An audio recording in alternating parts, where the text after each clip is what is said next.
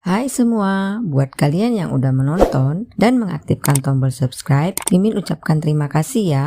Selamat menonton. Di episode sebelumnya, Yebun masuk ke ruang interogasi dan menguncinya, lalu bertanya pada Jongbai di mana keberadaan Oki. Saat menyentuhnya, Yebun melihat kalau Jongbai membawa Oki, lalu tiba-tiba semuanya gelap. Detektif Kang pun akhirnya berhasil masuk dan melihat kalau Yebun sudah menyandera Jongbai. Yebun mengatakan kalau inilah satu-satunya cara untuk menyelamatkan Oki. Yebun pun akhirnya membawa Jongbai keluar dan meminta Jang Yol untuk mengemudikan mobilnya. Setelah mereka pergi, detektif Kang pun lalu mengikutinya dari belakang. Tapi ternyata itu hanyalah rekayasa mereka agar Jongbai bisa bebas. Yebun pun lalu bertanya di mana keberadaan Oki, karena Jongbai berjanji akan memberitahunya jika dibebaskan. Jongbai lalu meminta agar mereka mengantarkannya ke tempat yang dia tuju sebelum memberitahunya. Jang Yol akhirnya berhenti di suatu tempat sesuai dengan alamat yang diberitahu Jongbai. Tapi Jongbai merasa tidak kenal dengan tempat itu. Jongbai terlihat seperti mengulur-ngulur waktu ketika Yebun bertanya di mana keberadaan Oki, sehingga membuat Jang Yol marah. Saat sedang mendengarkan Jongbai berbicara, tiba-tiba seseorang datang dan memukul Jang Yol. Ternyata yang memukulnya adalah anggota Baik. Lalu Baik pun memukul Jang Yol dan membawanya ke suatu tempat. Di sana, Jang Yol pun habis dipukuli oleh Baik. Setelah babak belur, mereka pun akhirnya mengantarkan Jang Yol ke suatu ruangan di mana Yebun juga berada. Saat melihat Yebun, Jang Yol bertanya apakah mereka melukainya. Sementara itu, Baik bertanya pada Jongbai dari mana dia tahu kalau Jang Yol adalah musuh terberatnya. Karena kekuatan di matanya, ternyata saat berbicara dengan Jang Yol, Jongbai dapat melihat memorinya, sehingga menelepon dan membuat kesepakatan dengan Baik. Baik lalu memberikan tiket seperti yang diminta Jongbai untuk menuju Tiongkok. Tapi saat akan pergi, Baik meminta bayaran 30 juta pada Jongbai. Baik lalu mengatakan kalau perjanjiannya dia hanya akan mencarikan, bukan gratis. Karena merasa dicurangi, Jongbai pun lalu membaca memori Baik. Jongbai mengetahui kalau Baik adalah pengedar narkoboy dan mengatakan kalau kelakuannya sudah melampaui batas. Jongbai bahkan terus mengatakan kelemahan Baik. Baik pun marah dan bertanya siapa yang menceritakan itu padanya. Dengan santai Jongbai mengatakan kalau dia melihatnya. Jongbai memberitahu kalau kekuatannya ada di mata dan mengatakan kalau Yebun juga mempunyai kekuatan dengan memegang bokong, yang membuat Baik teringat kalau Yebun pernah memegang bokongnya. Baik bertanya pada Yebun, apa benar dia bisa melihat masa lalu hanya dengan menyentuh bokong. Baik mengatakan kalau dia akan mengujinya, dan jika tidak benar, maka dia akan menjual Yebun seperti gadis-gadis lainnya. Saat Baik pergi, Jang Yol meminta Yebun untuk menyentuhnya, dan melihat memorinya saat di Universitas Kepolisian.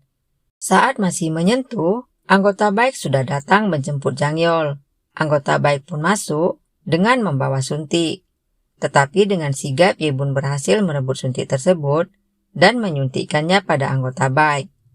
Ternyata saat menyentuh Jang Yol tadi, Yebun melihat bagaimana Universitas Kepolisian mengajarkan cara melepaskan tali ikatan, sehingga Yebun mencoba sebelum anggota Baik datang. Tidak berapa lama, anggota Baik tadi pun pingsan. Sebelum pergi, Yebun pun menyentuhnya untuk mengetahui keadaan sekitar. Yebun pun berhasil melewati penjaga yang pertama. Saat akan melewati penjaga lainnya, Yebun kembali ingat kalau penjaga itu sering dimarahi karena menerima telepon. Diam-diam, Yebun pun berhasil melewatinya. Yebun pun buru-buru masuk, melihat seseorang akan mengoperasi Jang Yol. Saat pria itu mendekat, Yebun teringat ada besi di sekitar tempat itu. Yebun pun langsung memukul pria tersebut. Saat akan memukul kembali, Jang Yol pun melarangnya. Tapi saat akan pergi, ternyata Baik dan anak buahnya sudah menghadang. Baik pun memerintah anak buahnya untuk membunuh Jangyol kecuali Ye-bun.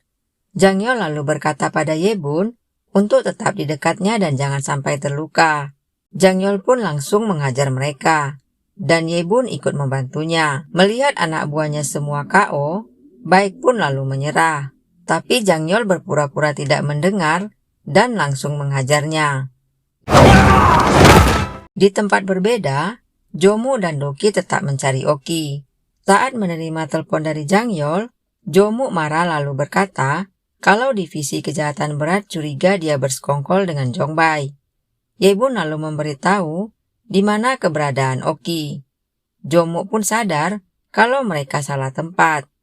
Tapi sebelum pergi, tim divisi kejahatan berat pun datang dan bertanya di mana keberadaan Ye-bun dan Jangyol.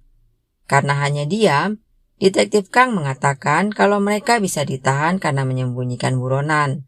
Saat Doki mengatakan kalau kakaknya menghilang, Detektif Kang tidak percaya dan memerintahkan untuk menangkap mereka. Mendengar itu, Jomu memerintahkan untuk segera kabur.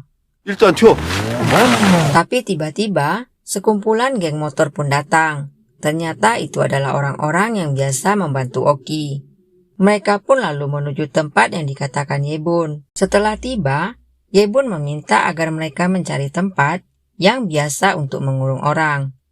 Karena tidak melihat adanya rumah, Jomu pun memerintahkan agar mereka berpencar. Pak Guru menelepon Ye-bun dan mengajarinya untuk fokus seperti yang dilakukannya pada murid-muridnya. Ye-bun lalu mencobanya dan memberitahu kalau dia mendengar suara lonceng seperti di kuil. Awalnya, Pak Guru ingin pergi mencari di mana ada kuil, tapi tiba-tiba dia mendengar sebuah suara dari tiang listrik. Pak Guru lalu mendengarkan suara tiang listrik itu pada Ye-bun. Karena memang benar, Jangyol membawa Oki melalui tempat itu. Lalu Ye-bun memberitahu kalau dia mendengar suara langkah kaki. Pak Guru lalu mencoba menghentakkan kakinya pada sebuah lorong. Dan benar saat itu, Jongbai memang melewati lorong tersebut. Lalu Ye-bun kembali mengatakan kalau dia mendengar suara kibaran bendera atau spanduk. Setelah menemukan tempat itu, Pak Guru kembali bertanya apa yang didengar Ye-bun. Karena mendengar bunyi sesuatu yang jatuh, Ye-bun mengatakan pastilah Oki dilempar dari atas ke bawah. Pak Guru mengatakan tidak ada tempat untuk orang jatuh di sini.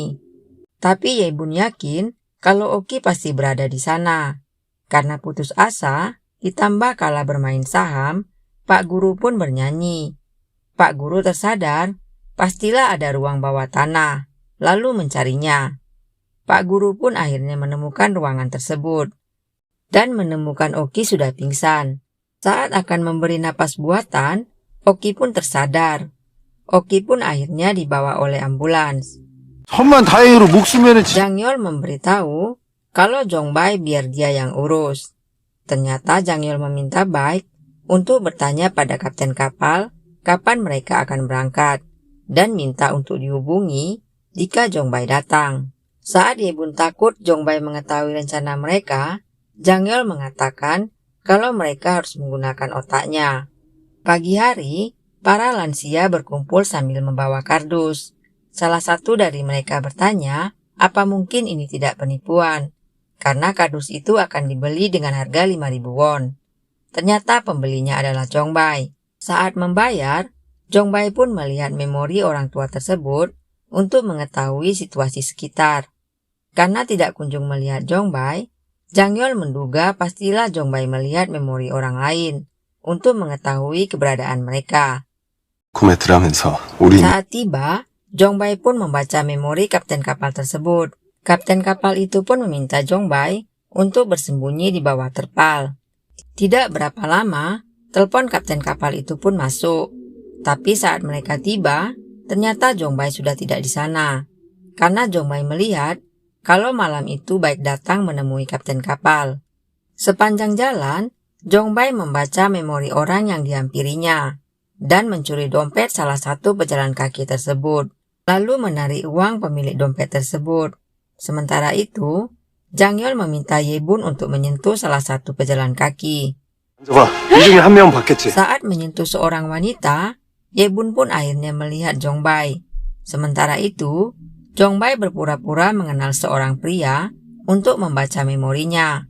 Jongbai pun akhirnya bersembunyi di dalam rumah pria tersebut, sehingga Jang Yeol kehilangan jejaknya. Jongbai lalu menelpon kapten kapal tersebut dan diberitahu akan berangkat 3 jam lagi. Melihat anak-anak, Yebun pun mengajak mereka untuk bermain peta umpet. Satu persatu, anak-anak itu sembunyi. Saat kembali, Yebun menyentuh mereka untuk melihat keadaan sekitar. Dan dari salah satu anak, Yebun akhirnya melihat Jongbai. Tapi Jongbai mengetahui kedatangan mereka. Dan saat mereka tiba, ternyata Jongbai sudah pergi. Di jalan, Jongbai menikam kaki seseorang dan membaca memorinya. Tidak berapa lama, Yebun dan Jang Yeol pun datang membantu pria tersebut. Saat menyentuh pria tersebut, ternyata Jongbai meninggalkan pesan agar mereka berhenti mengejar atau akan ada korban lainnya. Yebun akhirnya memberitahu pada Jang Yeol. Dan benar saja, tidak berapa lama seorang pria kembali menjadi korban. Melihat korban itu, Jang Yeol pergi untuk memanggil para medis. Saat Yebun membalik pria tersebut, ternyata itu adalah Jongbai. Jongbai mengatakan kalau kali ini dia akan membunuh Yebun. Saat Jang Yeol dan para medis itu tiba, ternyata mereka sudah tidak ada. Akhirnya, Jang Yeol pun berhasil menemukan mereka. Saat melihat memori Jang Yeol, Jongbai berkata, "Kurasa kau orang yang paling sedih jika dia mati." Jongbai mengatakan kalau dia akan melepaskan Yebun begitu tiba di Tiongkok, atau akan membunuhnya jika Jang Yeol mendekat. Tapi saat Jang Yeol berkata dia punya kekuatan, Jongbai terlihat terkejut. Jang Yeol bahkan berkata, "Kau pikir hanya kau yang mempunyai kekuatan, aku juga punya." Sehingga membuat Jongbai kembali membaca memori Jang Yeol. Saat Jang Yeol lengah, Yebun pun melarikan diri dan Jang Yeol menendangnya. Jang Yeol akhirnya menangkap Jongbai sambil berkata, "Kau akan membusuk di penjara." Mendengar itu, Jongbai malah berkata, "Aku masih bisa membunuh di sana." Karena kesal mendengar ocehan Jongbai, Yebun lalu mencolok matanya.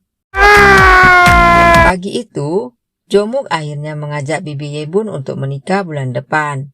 Saat akan mencium bibi Yebun, seseorang memanggil Yebun.